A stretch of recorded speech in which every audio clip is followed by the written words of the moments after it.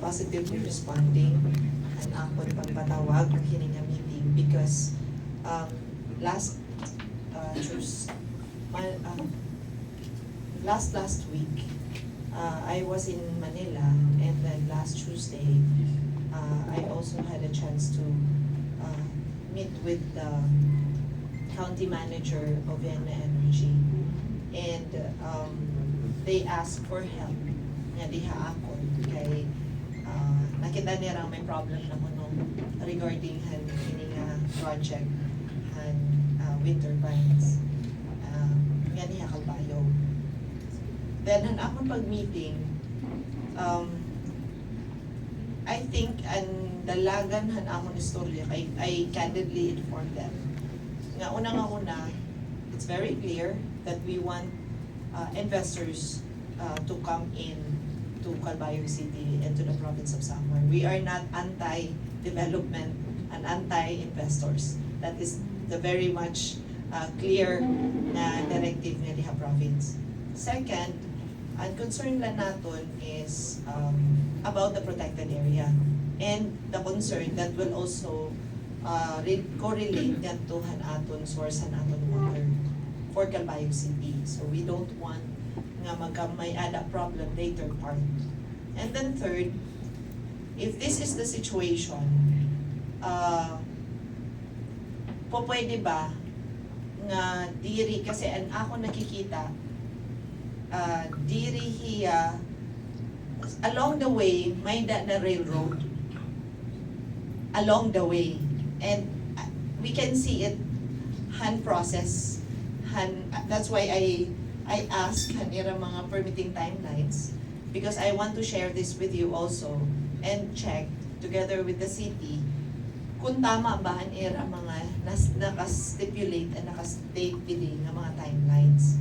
Kasi like for example, the mayor said that ang SAPA and the conversion of the zoning from strict protected zone to multiple use zone, same day, same PAPI approval.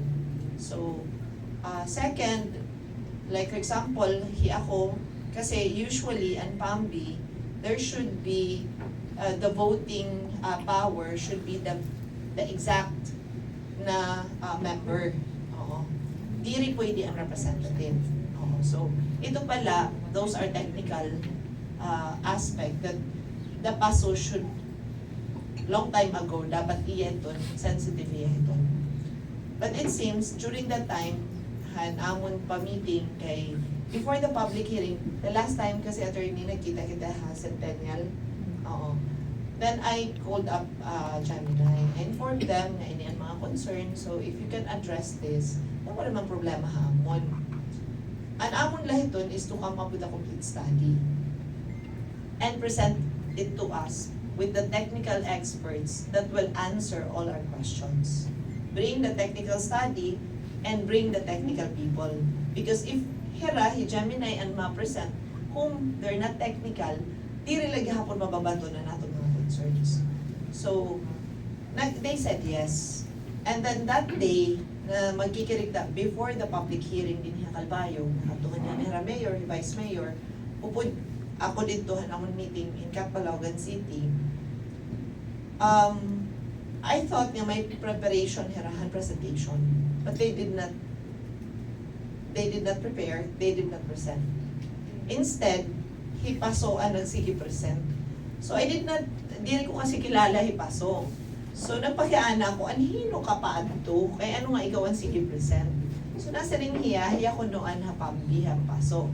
So nasa ako, why are you the one talking and presenting? It should be the Gemini, the proponent. So, waray na ito. Nasa ko, you sit down and keep your mouth shut. Then let them talk. Oo, nasa rin ako. But then, it ended up, waray talaga nag-present yung Gemini. So, ano ako nakikita since they got all the necessary documents, and it was already approved, it is more on the implementation na. Then I think, as an investor, and they got all the requirements, they will just keep their mouth shut and let someone whom they already coordinated nga asya naan mag-defend haira. which that is so unfair for Calbayog. So, those are the things nga akon gin-explain han county manager han Vena. So the county manager was shocked because first, nasingkya, we are not a small company, diri kami gutay nga company, diri kami din hocus-pocus. So we are really an investor who is serious. Han paghimo hininga wind turbines. So kung ano ang iyo karigsigon, gusto namon mabaruan kasi most likely iba ang nakaabot kuno haira nga information ngan iba ang aton karigsigon. So I told them, number one, ang akon concern is we don't want to talk to Gemini because they're not answering us properly. Answering ako. So, give us another point person, focal person, that we can coordinate. So, nagsaling yung county manager, nga hiya nala personally, an makadi, ngayon hiyaan aton ka-coordinate. So, okay, kung ikaw, nasa ako, please change all the Gemini people because we don't want to engage with them anymore. They're not taking us seriously. Now, second, if ikaw ang makadto, please bring your technical people para maka-explain haamon mga concerns and questions namon han technicalities. Now, duha ini, it's either hirama present haaton han technical expertise nga hinaniras complete study, which according to him, may nahira complete study. Now, ni kaduha is mapakianaliwat hira haaton ano ang aton mga apprehensions. Kaya ano kita nakayakan nga ini mawawadan kita yung tubig or supplyhan water. Diba? May ada maluwat kita backup na study or backup nga pwede luwat naton i-counter reply haira as to han aton luwat concern. Because at the end of the day, it's between their study and our study. That's why nga gusto ko nga magkirigta kita gudyan na para mag-level off anay kita para pag-present liwatan aton concern haira, very clear liwat haira, and with the recommendations nga aton karegsigon. Now, tumando na hiya pertaining hiton. Now, and dito ako han kanan partahan 12 or 13 nga aadto sulod han aton protected area, which 9 of those are inside the strict protected zone, which is originally strict protected zone that was converted.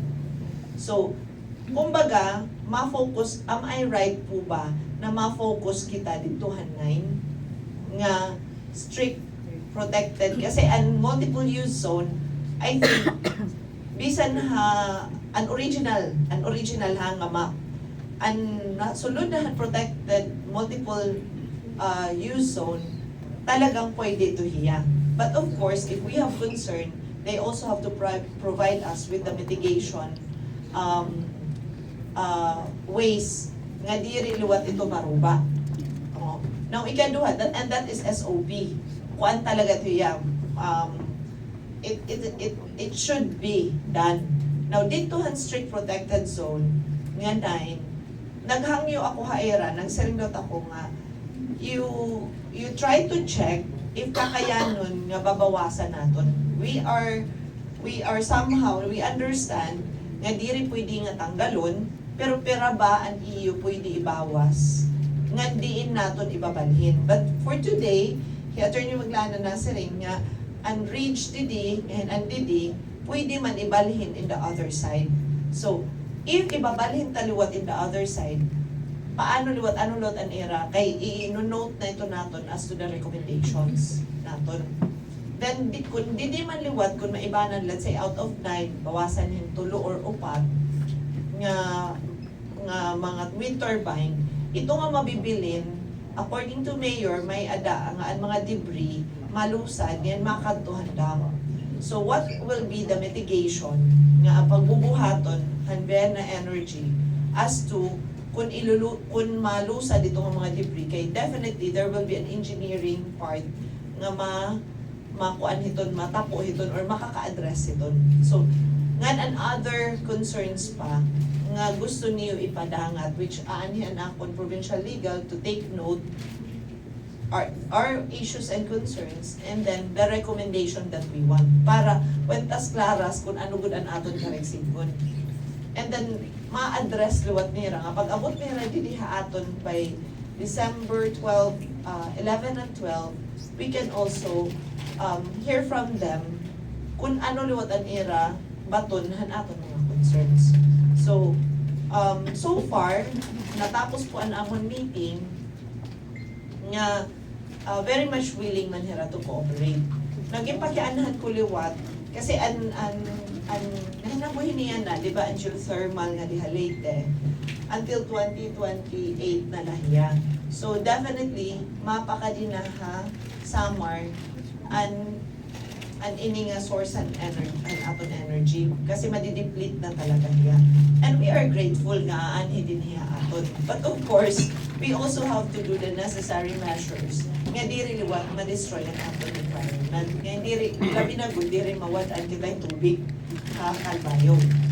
So what are the mitigations that we can do or they can do para hini?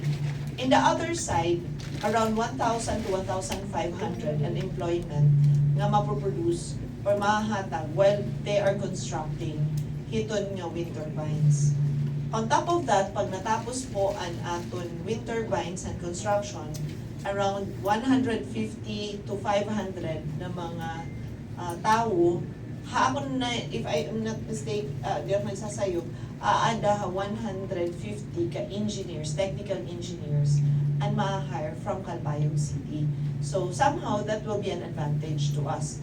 On top of that, may CSR po hera nga ikahatag. So usaliwat iton nga akon unta gusto i-raise up haiyo kung ano ang mga CSRs nga pwede naton i-discuss and i-suggest ta era nga ma-address liwatan naton mga fears as to sustainability naton tubig within those areas. So yun po, and after this meeting, tomorrow, since mako-consolidate nato na nato mga concerns together with the recommendations, then amon po ito ipapadaraha era para pag-abot po ni Radidi, on December 10, we want also them to present to the Sangguniang Panlalawigan and Sangguniang City, Panlonsod, before po namon magkamay-ada sugad gihapon hininga meeting kasi gusto ko anay kitaon kung palatable na ba na-address ba nila because we don't want also nga madiretsohan meeting nga daha iyo kay bangin maparihas na liwatan una nga meeting with Gemini nga we did not get any answer.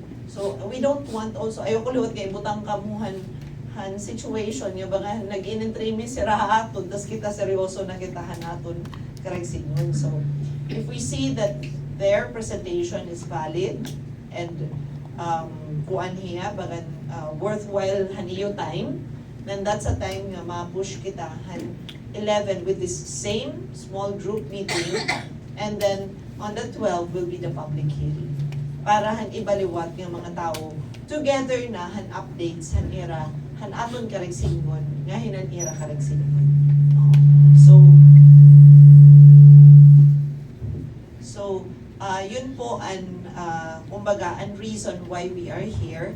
So feel free to discuss or to open up kung ano ang aton mga concerns.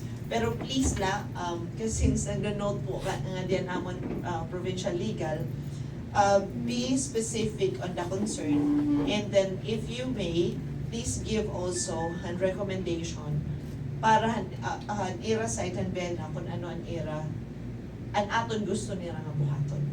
Okay. So again, thank you po Attorney Maglana. Thank you so much for facilitating and thank you for helping us out.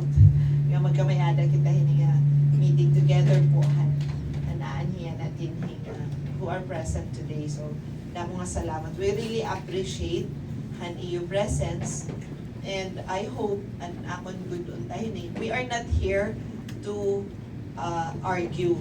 Siya gula na akon, we are not here to argue, we are here to resolve.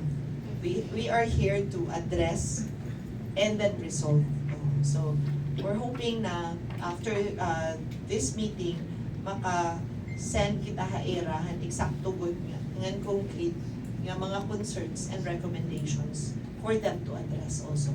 But nonetheless, kung ano man ang aton mga discussions and together with the nag-transpire along the way nga nahiabot kita hini nga concern, which heads up ko nala po kamo nga mahimo na luwat ako hining surat nga to Secretary ng DNR for the immediate removal or transfer of the PASO ngadto ha ibang area, because I don't think he got the trust o han aton locals na him. And we're eyeing nga mabalyuan kita dinhin someone nga may pag-ugom liwat nga diha aton.